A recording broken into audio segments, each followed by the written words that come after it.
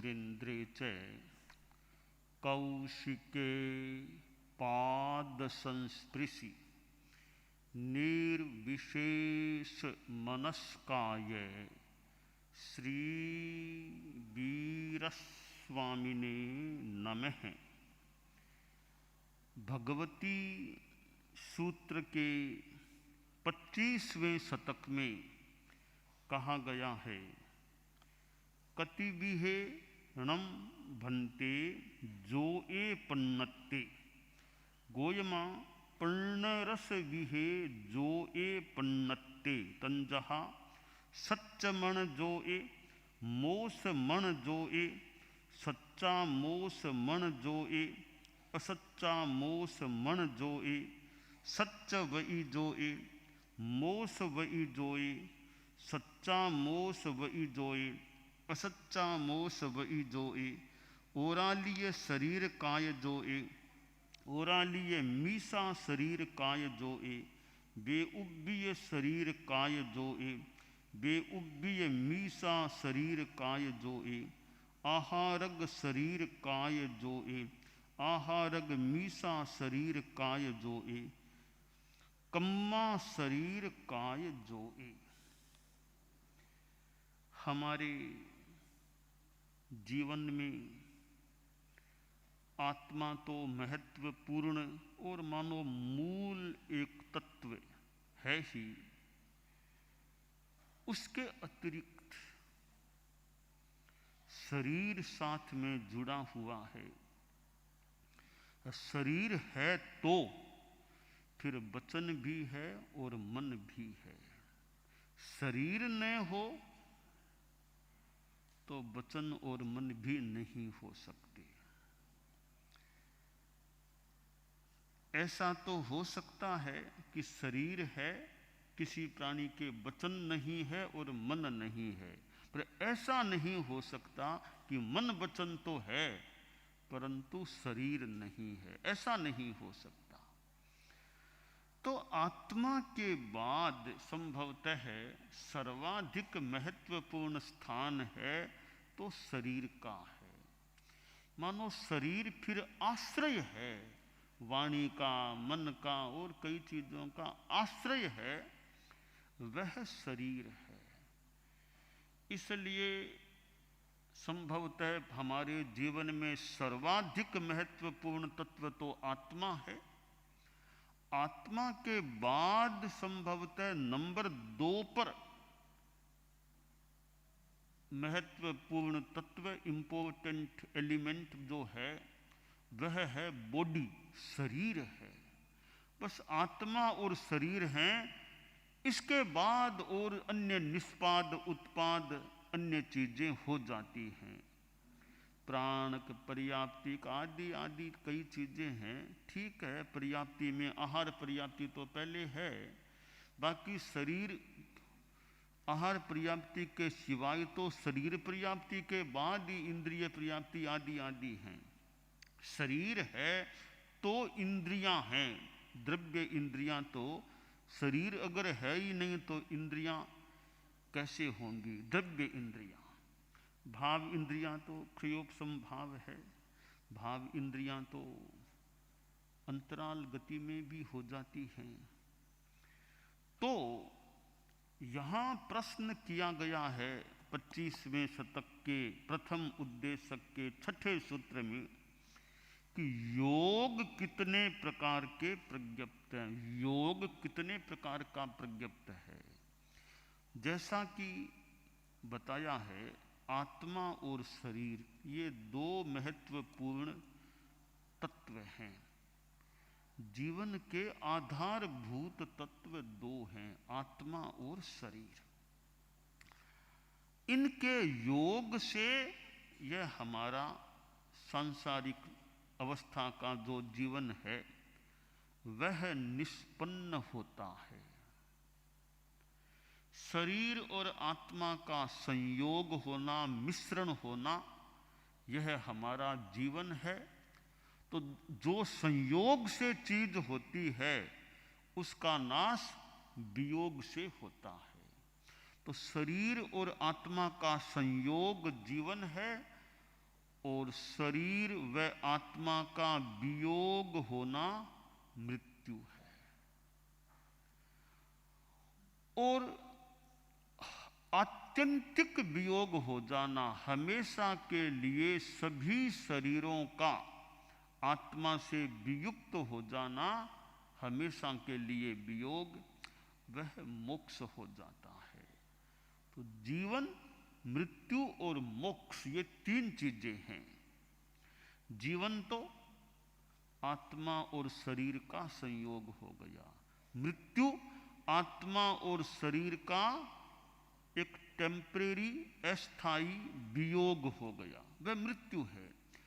और आत्मा और शरीर का आत्यंतिक वियोग, शाश्वत वियोग होता है, वह मोक्ष हो जाता है।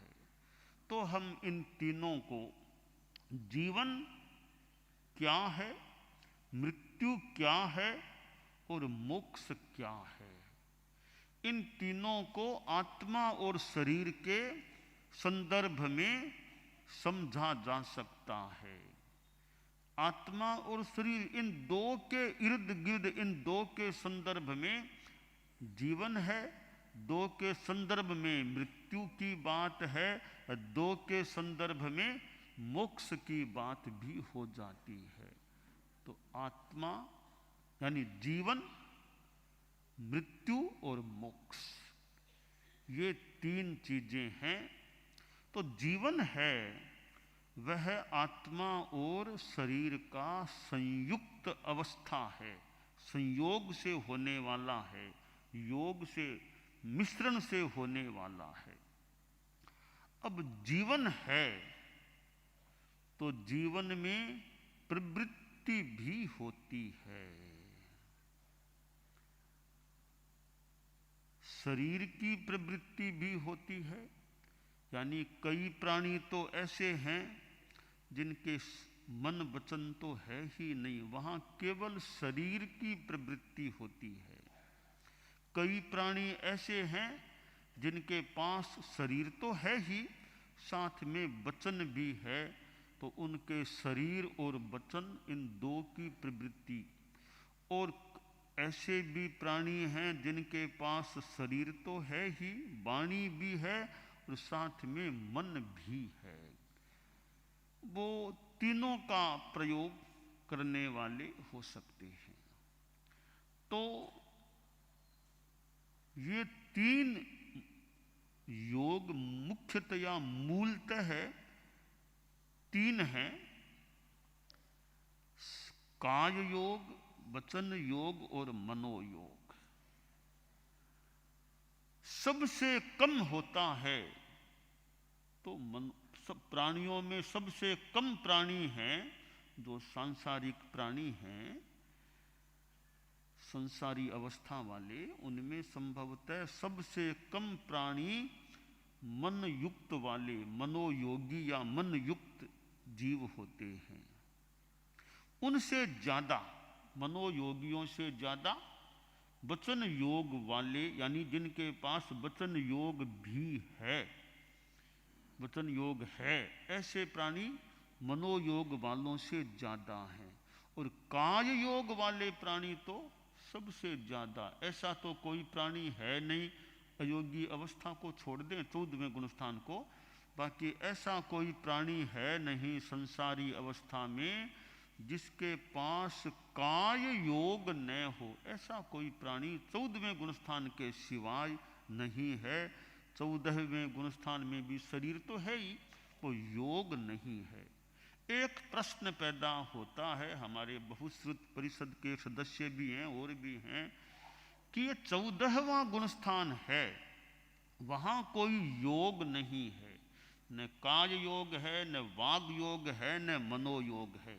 तो प्रश्न यह है कि जो ही 13वां गुणस्थान संपन्न हो गया, ठीक है ना, उसके बाद क्या हार्ट की क्रिया होती है या नहीं, कोई मस्तिष्कीय क्रिया होती है या नहीं, रक्त संचरण जैसी क्रिया होती है या नहीं। अगर ये कुछ भी नहीं होते हैं, न हार्ट की कोई क्रिया है, न मस्तिष्कीय क्रिया है, न रक्त संचरण है, तो फिर आदमी जीवित कैसे रहेगा? 14वें गुणस्थान में जीवन टिकेगा कैसे? अगर हार्ट का भी संचालन नहीं है, रक्त संचरण नहीं है, मस्तिष्क में कोई प्रवृत्ति नहीं है, एकदम अप्रकंप अवस्था आ गई है, तो उस अप्रकंप अवस्था में जीवन कैसे बचेगा? क्या मृत्यु नहीं हो जाएगी? ये सारे बंद हो जाएंगे। कोई डॉक्टर को चेकअप कराए, मान लो कोई जो ही 13वां गुणस्थान संपन्न वार, कोई कल्पना कर ले, संभव हो न हो, कोई डॉक्टर चेकअप करे, डॉक्टर क्या घोषणा करेगा? कि आदमी मर गया कहेगा कि जीवित कहेगा? कि 14वें गुणस्थान में अगर हार्ट की पंपिंग नहीं, मस्तिष्कीय क्रिया नहीं, रक्त संचरण नहीं, कुछ भी नहीं है, तो डॉक्टर क्या प्रमाण पत्र देगा? उस आदमी को जीवित कहेगा या मृत घोषित कर देगा? यह एक प्रश्न है। 14वें गुणस्थान के संदर्भ हमारे बहुश्रुत परिषद के सदस्य स्थित हैं और भी हैं, तो कभी कोई इसका जवाब भी दे सकें तो देने का प्रयास करें कि 14वें गुणस्थान वाला केवल ज्ञानी परम पूज्य मनुष्य है, उनको 14वें गुणस्थान में डॉक्टर, एलोपैथी का जो डॉक्टर, वो जीवित कहेगा कि मृत कहेगा? यह एक प्रश्न है। और दूसरा प्रश्न है कि वहाँ हार्ट की पंपिंग बिल्कुल बंद है या नहीं? अगर बंद पूर्णतया है तो जीवन किस आधार पर टिकेगा? फिर वो जीवित कैसे रह पाएगा? यह एक प्रश्न है। यानी दो प्रश्न हो गए, दोनों जुड़े हुए ही हैं कि 14वें गुणस्थान में हार्ट की पंपिंग, रक्त संचरण, मस्तिष्कीय क्रिया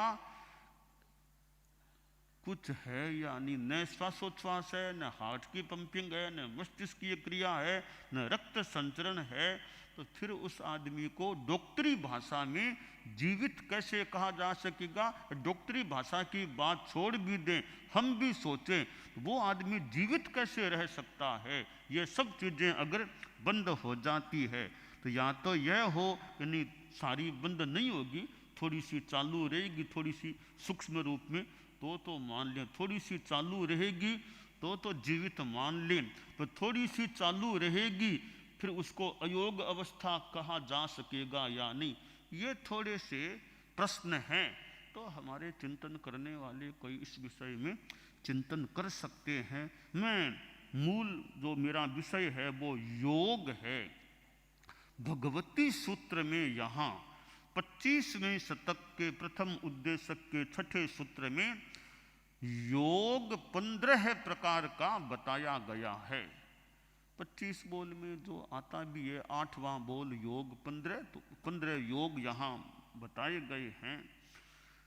तो मूल तो 3 ही योग हैं, मन योग, वचन योग, काज योग। फिर मन योग के 4 भेद, वचन योग के 4 भेद, काज योग के 7 भेद, 4 4 8 7 15। इस प्रकार ये 15 प्रकार योग के हो जाते हैं। तो योग हमारे साथ जुड़ा हुआ है। हम चूंकि संगी मनुष्य हैं, चूंकि हम पंचेंद्रिय भी हैं और समनस्क मनुष्य हैं, तो हमारे पास तो तीनों योग हैं। काय योग भी है, वचन योग भी है और मनोयोग भी है।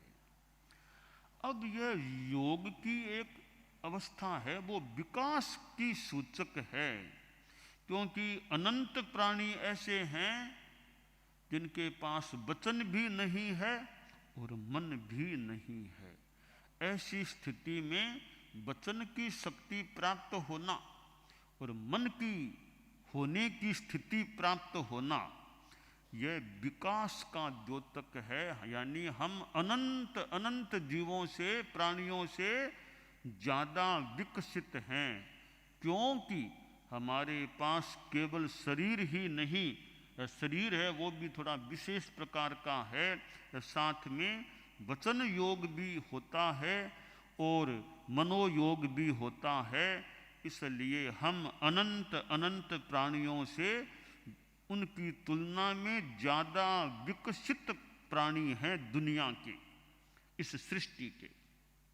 ठीक है, यह तो अच्छी बात है कि हमें मन की शक्ति यानी मन की योग की स्थिति भी प्राप्त है, वचन योग भी प्राप्त है, और हमारा शरीर भी थोड़ा विकसित है।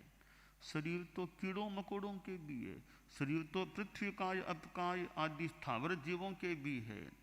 तो उनके शरीर की तुलना में हमारा शरीर कितना बड़ा, कितना अच्छा कह दें, विकसित कह दें, वो है। और निगोद में तो कह एक शरीर में ही अनंत जीव, कितना छोटा शरीर, उसमें एक शरीर में अनंत जीव साधारण शरीरी हैं, एक शरीर में अनंत जीव हैं। तो हमें तो इतना अच्छा शरीर एक जीव के अधिकार में, मानो ये एक शरीर है, बड़ा थोड़ा कई जीवों की तुलना में बड़ा शरीर है। तो हम यानी संगी मनुष्य दुनिया के सृष्टि के विकसित प्राणी हैं। तो हमारे पास मनोयोग भी है, वचन योग भी है, और काय योग भी है। यह हमारी शक्ति है, हमारी उपलब्धि है। हमारे कोई अच्छे कर्मों का योग है, तब हमें ये तीन चीजें प्राप्त हैं, तीनों चीजें प्राप्त हैं। अब हमारे लिए ध्यातव्य बात यह है कि हम मनोयोग का क्या उपयोग प्रयोग करते हैं, वचन योग को किस रूप में काम में लेते हैं, काय योग हमारा कैसा है, शुभ है या अशुभ है, यह योग है। अब मैं थोड़ी सी तात्विक बात एक और बताना चाहता हूँ। हमारे बोलचाल की भाषा में, थोकड़ों में शुभ योग अशुभ योग, शुभ योग अशुभ योग, यह बात आती है। मैं इसको थोड़ा समझाने का, प्रस्तुत करने का प्रयास कर रहा हूँ। शुभ योग अशुभ योग क्या चीज है। योग अपने आप में एक हमारी उपलब्धि है। अपने आप में योग, मैं जहाँ तक समझ पाया हूँ, इस पर थोड़ा मनन कर पाया हूँ, अपने आप में योग न शुभ है न अशुभ है। योग क्या है? वह एक नाम कर्म का उदय और अंतराय कर्म के विलय से एक निष्पन्न होने वाली चीज है योग। अपने आप में शुभ अशुभ कुछ नहीं है, वो योग योग है। अब जो योग है उसके साथ मोहनीय कर्म जुड़ गया, मिल गया, मोह का उदय साथ में मिल गया, तो योग अशुभ हो जाता है। अब योग के साथ मोहनीय कर्म का विलय है, यानी उदय नहीं जुड़ा है, या कह दें विलय है, तो योग शुभ हो गया।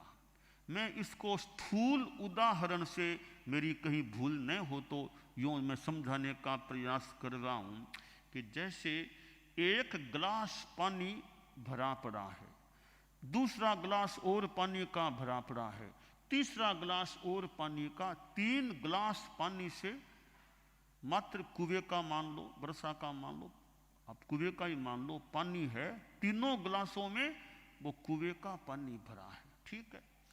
अब जो पहली गिलास का पानी है वो केवल पानी है, दूसरे गिलास के पानी में चीनी मिला दी गई है, तीसरे गिलास के पानी में नमक मिला दिया गया है।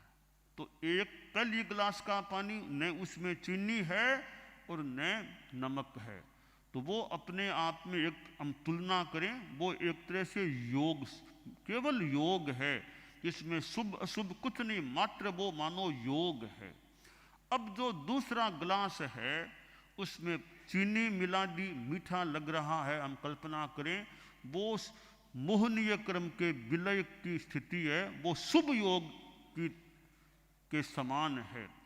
तीसरे गिलास में नमक मिला दिया, वह अशुभ योग के समान हो गया। तो पानी है, चीनी मिली तो मीठा पानी हो गया, और नमक मिला तो खारा पानी हो गया। तो योग है, मोहनीय क्रम का अलगाव रहा, विलय रहा, तो योग शुभ योग हो गया, और योग के साथ मोहनीय क्रम का उदय मिल गया तो योग अशुभ हो गया।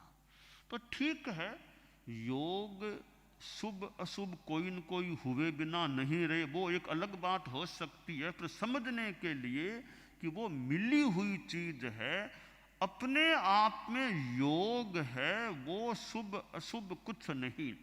इसलिए योग, शुभ योग, अशुभ योग, यूं हम तीन रूपों में समझने का प्रयास कर सकते हैं। तो यह एक थोड़ी सी गहरी तात्विक बात है कि योग तो योग है, वास्तव में योग तो योग है। अब मोहनीय क्रम, आचार्य भिक्षु के साहित्य में संभवतः लगभग यही भाषा होगी। उजड़ा ने मेला कया जोग, मोह कर्म संजोग विजोग। उजड़ा ने मेला कया जोग, मोह कर्म संजोग विजोग। कि योग उज्जवल यानी शुभ, योग मेला यानी अशुभ। तो कैसे होते हैं कि मोह कर्म संजोग विजोग, मोह कर्म का संयोग है तो योग मेले अशुभ हो गए, मोह कर्म का वियोग है तो योग उज्जवल है यानी शुभ योग होता है। तो यह है अशुभ योग, शुभ योग जो है वो मोहनीय कर्म के संदर्भ से होता है। बाकी जहां तक नाम कर्म और अंतराय कर्म की भूमिका है, वहां तक योग शुभ अशुभ कुछ नहीं होता है।